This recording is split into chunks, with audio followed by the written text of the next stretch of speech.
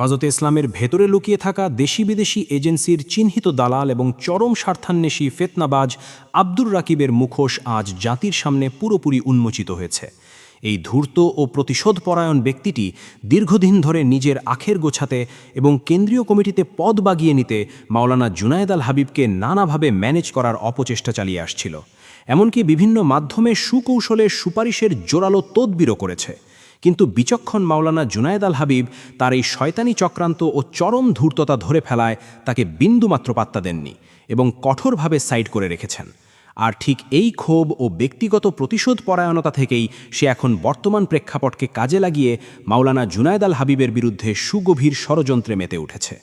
যুক্তরাষ্ট্র থেকে মক্কার উদ্দেশ্যে পবিত্র হজ পালনে রওনা হওয়া একজন সম্মানিত আলেম, যিনি প্রায় 1 মাস ধরে দেশের বাইরে অবস্থান করছেন, তার বিরুদ্ধে গতকালের হেফাজতের মিটিংয়ে প্রভাব খাটানোর যে নির্লজ্জ ও আজগুবি মিথ্যাচার রাকিব তার ফেসবুক পোস্টে করেছে, তা কেবল একজন বিকারগ্রস্ত ও নিকৃষ্ট মানের মিথ্যাবাদীর পক্ষেই সম্ভব।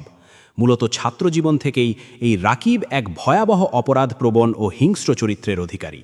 হাটহাজারী মাদ্রাসা থেকে বহিষ্কৃত হওয়ার পর সে ক্ষোভে অন্ধ হয়ে শাইখুল ইসলাম আল্লামা আহমদ শফিকে কাফের বলার মতো চরম ধৃষ্টতা দেখিয়েছে এবং লোক ভাড়া করে তার পবিত্র বাসভবনে গ্রেনেড হামলার মতো পৈশাচিক ও আত্মঘাতী পরিকল্পনা করেছিল।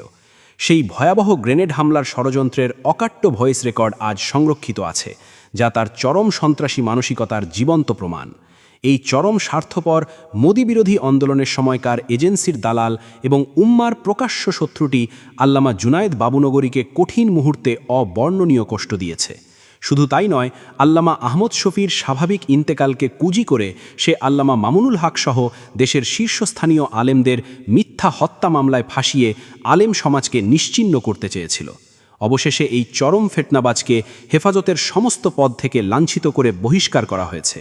এখন সে আজিজুল হক ইসলাবাদীর বিরুদ্ধে অবস্থান নিয়ে হেফাজতের গণহত্যার বিচারকে বানচাল করতে চাচ্ছে। আল্লাহ উম্মাহকে এই কুচক্রী এজেন্সির সোর্স ও উগ্র ফেতনাবাজ আব্দুর রাকিবের চরম অনিষ্ট ও ধ্বংসাত্মক ষড়যন্ত্র থেকে আজীবন হেফাজত করুন। আমিন।